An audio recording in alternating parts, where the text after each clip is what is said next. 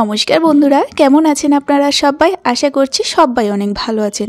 প্রতিদিনের মতো আবারও একটা নতুন রেসিপি নিয়ে চলে আসলাম।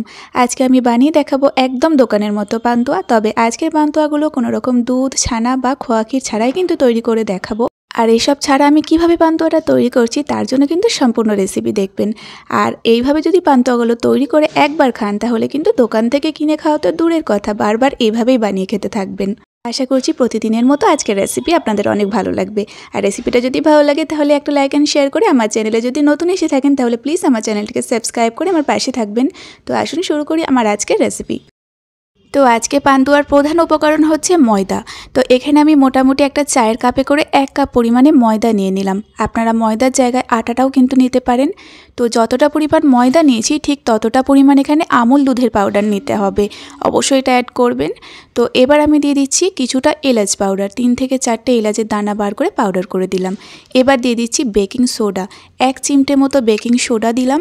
আর বেকিং পাউডারটা দেব 1টা চামচের 4 ভাগের 1 ভাগ। এই পরিমাণগুলো একদম কিন্তু ঠিকঠাক দিতে হবে। তো এবার এই শুকনো উপকরণগুলো একটু মিশিয়ে নেব। তো এখানে আমি বেকিং পাউডার এবং সোডা দুটো ইউজ করেছি। আপনারা যদি বেকিং পাউডারটা না দিতে চান তাহলে শুধু বেকিং সোডাটা দিতে পারেন, সেক্ষেত্রে কিন্তু 1-এর 4 চামচ পরিমাণে বেকিং সোডাটা দেবেন। তো সব কিছু একসঙ্গে একটু মিশিয়ে নেওয়ার পরে এখন এর মধ্যে আমি ঘি অ্যাড করে দিচ্ছি। চেষ্টা করবেন অবশ্যই ঘিটা দেওয়ার, তাহলে কিন্তু মিষ্টির টেস্টটা একদমই দোকানের মতো আসবে।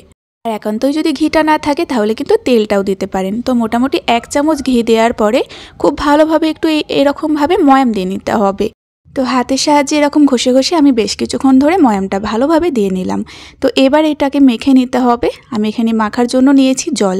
তো নর্মাল জল দিয়ে আমি এই ময়দাটা মেখে নেব। তো আপনারা এই জলের জায়গায় কিন্তু দুধটাও নিতে পারেন, তাতেও কিন্তু ভালো হবে।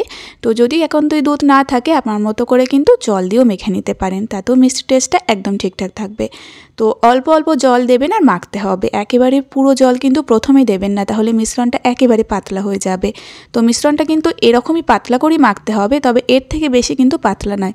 একদম এরকম একটা চিটচিটেভাবে মেখে নিতে হবে, দেখে আপনারা বুঝতে পারছেন। তো ময়দাটা ঠিক এরকম অবস্থাতেই মেখে প্রায় 15 মিনিটের মতো এটাকে আমি রেস্টে রেখে দেবো। তো মোটামুটি 15 মিনিট মতো রেস্টে রাখার পরেই দেখবেন ডোটা খুব সুন্দরভাবে সেট হয়ে যাবে। আঙুল দিলে কিন্তু আঙুলের মধ্যে আর লেগে যাবে না। তো এরকম পর্যায়ে হাতের মধ্যে ভালোভাবে একটু ঘি বা রিফাইন্ড অয়েল মাখিয়ে নেবেন।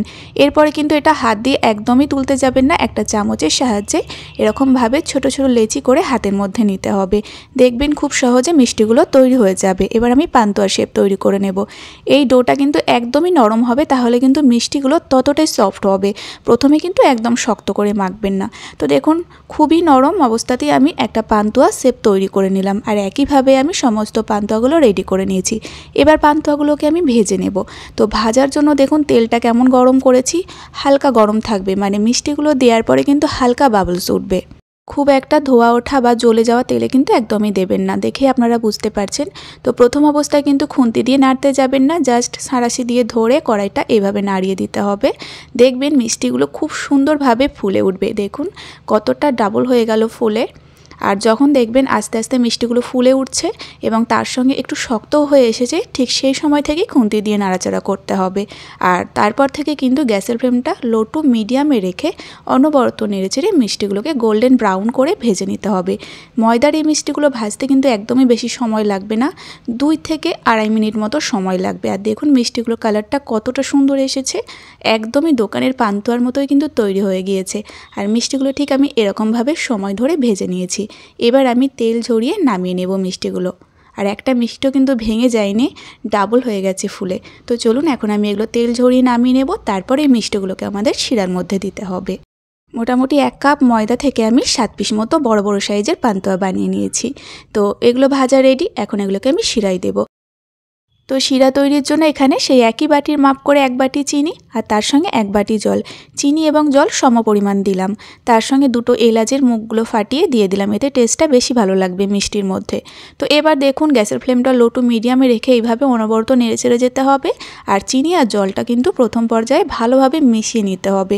তো এখানে কোনো গাঢ় শিরা কিন্তু তৈরি হবে না। দেখুন চিনি জল মিশে গিয়ে জাস্ট হালকা করে ফুটে উঠেছে। তো এবার কিন্তু ভেজে রাখা মিষ্টিগুলো দিয়ে দেব। আর মিষ্টিগুলো দেওয়ার পরে ভালোভাবে মিশিয়ে এই মিষ্টিগুলো শিরার সঙ্গে ফুটিয়ে নেব 2 মিনিট মতো। চাপা দিয়ে ফুটিয়ে নিতে হবে, তাহলে মিষ্টিগুলো একদম সফট হবে।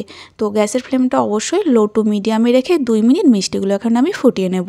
তো বন্ধুরা 2 মিনিট ফোটানো হয়ে গিয়েছে, তবে গ্যাসের ফ্লেমটা অফ করে আমি এভাবে আরও 30 মিনিট রেখে দেবো রেস্টে। তো বন্ধুরা মোটামুটি 30 মিনিট পরে আপনাদের কিন্তু আমি মিষ্টিগুলো দেখাচ্ছি। তো দেখুন আপনারা নিজেই কতটা সুন্দর হয়েছে মিষ্টিগুলো, একবারে ফুলে তো ডাবল হয়েছে আর একদম রসে একবারে ভরা।